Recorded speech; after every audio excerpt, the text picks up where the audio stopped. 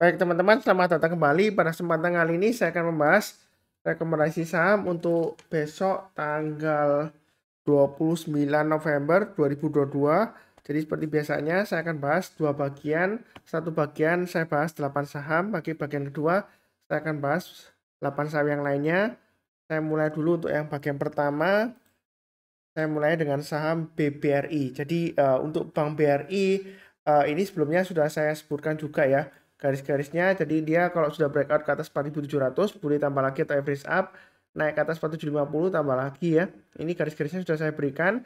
Jadi yang sudah punya boleh pasang trailing stopnya di 4.800 dan 4.750. Itu kalau Anda trading ya.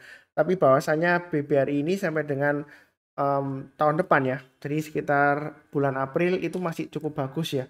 Masih ada potensial untuk breakout ke atas 5.000 masih bisa. Jadi saya sudah sebutkan juga untuk BBRI ini breakout ke atas 4.800 boleh buy juga sudah saya sebutkan. Target price berikutnya dia akan menguji 4860. Kalau dia breakout 4860 maka target price berikutnya di 5.000-an. Jadi kalau yang mau buy sekarang boleh buy-nya bertahap aja. Kalau naik kita tambah lagi atau average up, tapi kalau turun jangan di average down ya, pasang trailing stop-nya atau stop loss-nya. Nah, kalau yang mau buy on weakness, misalnya Pak Suntar saya nggak buru-buru, saya mau tunggu aja kalau dia koreksi, kemudian rebound saya buy, Anda bisa tunggu di area 4.600 atau 4.700 ya. Ini ikutin ya garis yang sudah saya berikan. Atau bisa pakai acuan buy on weakness di garis MA20-nya. Jadi MA20-nya di sini kan kalau kita perhatikan ini masih mengarah ke atas ya. Jadi suatu saat dia akan di testing price-nya itu akan menembus dari atas ke bawah ya. Kemudian kalau dia berhasil rebound lagi, mantul ke atas, di sana sebenarnya kita untuk buy ya. Jadi kalau kita perhatikan sini, ini sudah testing sebelumnya di sini ya. Jadi yang ngikutin channel saya harusnya sudah buy, karena ini sudah berhasil breakout lagi, nembus ke atas ya. Jadi testing itu biasanya turun, ditembus ke bawah, kemudian dia berhasil rebound, mantul lagi ke atas ya. Kurang lebih seperti itu. Itu untuk BBRI ya. Jadi masih ada peluang kalau dia naik ke atas 4860 jangan ragu-ragu untuk tambah lagi atau average up. Mungkin pertanyaannya apa nggak ketinggian Pak Sunar ya seperti itu ya. Kalau Anda takut ketinggian Anda bisa buy-nya bertahap atau tunggu buy on weakness ketika dia koreksi pullback kemudian rebound Anda buy, atau kalau masih takut Anda pilih saham yang lainnya. Ya kurang lebih seperti itu. Jadi intinya itu uptrend-nya masih bagus, kita jangan terlalu takut. Seperti itu ya. Jadi Anda beli dimanapun juga, baik itu di tengah-tengah maupun di bawah ya. Sudah saya sering sebutkan, itu bisa aja setelah Anda beli 1 atau 2 detik kemudian bisa aja tiba-tiba turun bisa ya. Jadi saya nggak mendoakan enggak. Yang penting di sini intinya adalah kita selalu waspada, pasang trailing stop atau stop loss ya. Kurang lebih seperti itu ya. Itu untuk BBRI.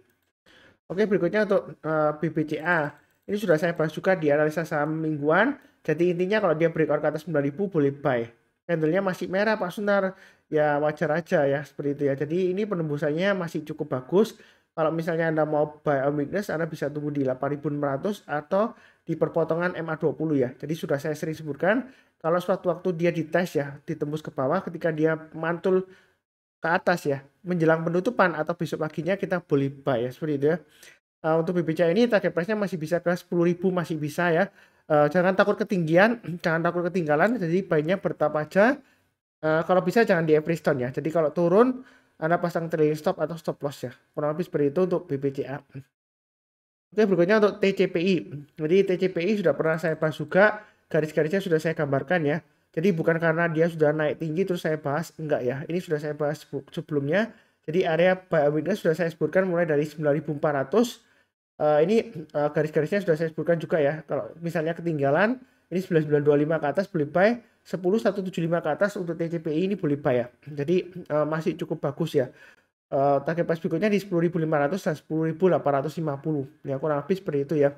Itu untuk saham TCPI. Kalau mau buy boleh nggak Mas Senar? Boleh, tapi saya ingatkan memang ini fluktuasinya tinggi ya, jadi jangan kaget kalau tiba-tiba buy ternyata drop Mas Senar, karena ini seringkali ekornya panjang ya, entah itu ke bawah atau ke atas ya. Ini seringkali ke bawah ya di sini ya.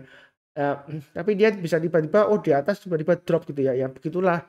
Kalau Anda takut, posisinya bisa Anda kurangi, atau kalau misalnya masih ragu-ragu ya pilih saham yang lainnya aja. Memang fluktuasinya dia tinggi ya. Jadi jangan kaget kalau sudah beli, wah tiba-tiba drop langsung, gimana ini, bingung gitu ya. Karena memang ciri khasnya seperti itu. Kalau mau buy on weakness, Anda tunggu di 9.400 atau 9.750 ya. 9.925 ya, ini kurang lebih ya. Jadi ketika dia koreksi kemudian rebound naik ke atas barusan kita buy ya. Jadi ngikutin saya untuk TPCP ini lumayan mudah ya. Dia kalau naik dia naiknya berhari-hari ya. Jadi lumayan rapi. Memang kadang-kadang dia wah ini sudah naik turun lagi pas sebentar drop langsung naik lagi gitu ya. Ya memang gitu ya fluktuasinya seperti itu. Kita harus tahu ciri khasnya. Kalau lebih cukup. Oke berikutnya untuk ASII.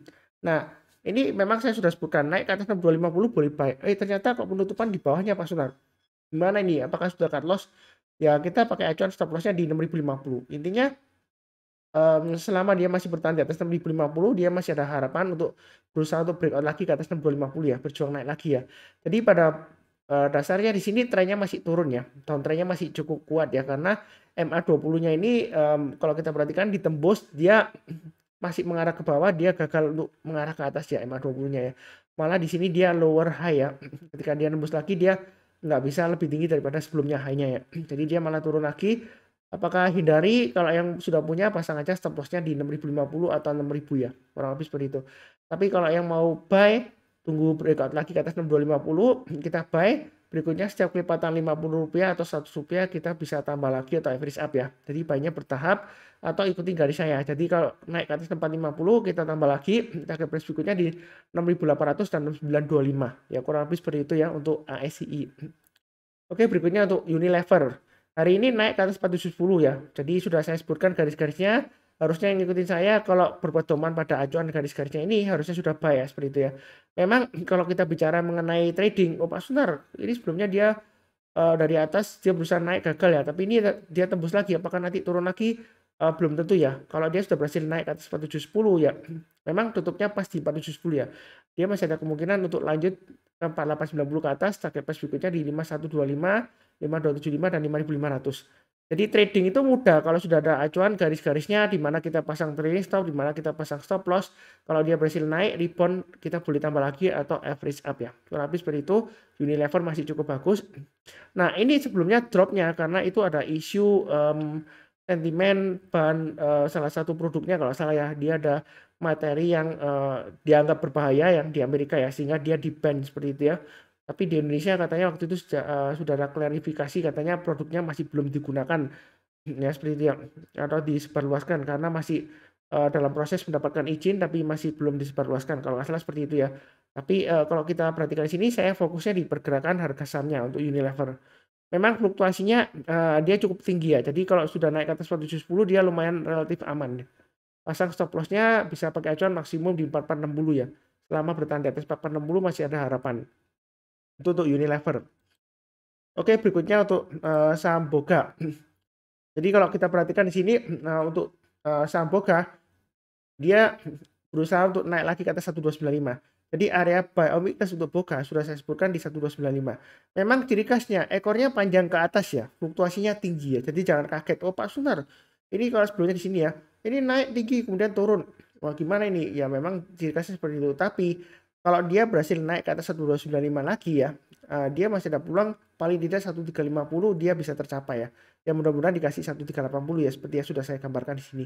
Jadi garis-garisnya ini untuk acuan support resistennya ini areanya memang sideways-nya lumayan menarik ya. Kalau mau trading sideways-nya 1295 sampai dengan 1350.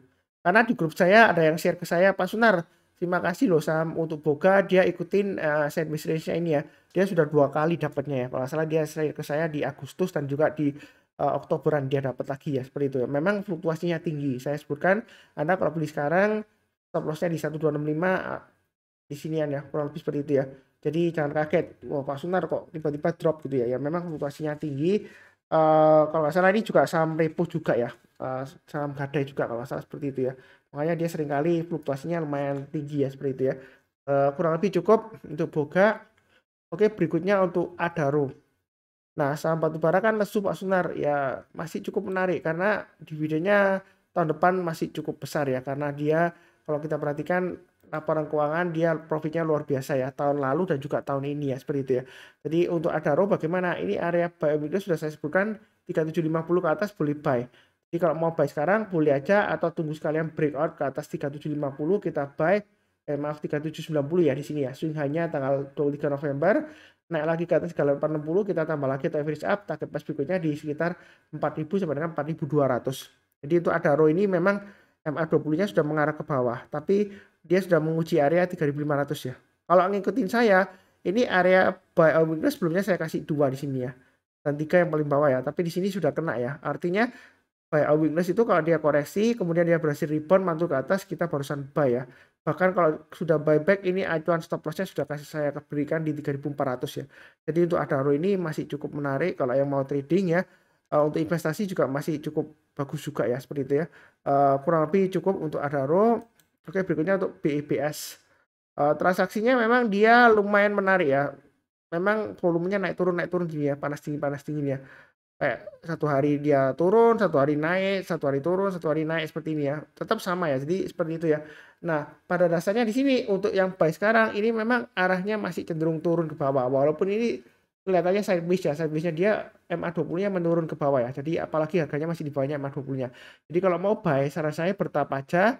Lebih baik tunggu breakout ke atas 4000 atau paling tidak paling cepat naik ke atas 3880 lah kalau mau buy BIBS ya. Memang dia masih cenderung lesu di bawah. Tapi ini cukup menarik kalau yang mau buy, tunggu sekalian dia breakout ke atas 4000 kalau mau buy ya. Target price berikutnya sekitar 4400. Kita jangan kaku ya dalam arti, oh Pak Sunan, ini sebelumnya dia gagal loh, turun ke bawah lagi. Kalau sebelumnya dia gagal, belum tentu kali ini gagal ya. Karena kalau dia berhasil bertahan di atas 4000, dia masih ada peluang untuk naik lumayan tinggi ya, 5000 atau bahkan sekitar 5400 lah paling tidak ya. Itu kemungkinan masih bisa tercapai ya. Jadi buy-nya bertahap aja, kalau naik kita tambah lagi atau average up, tapi kalau turun jangan di average down ya. Pasang trailing stop-nya dan juga stop loss-nya. Kurang lebih seperti itu cukup ya.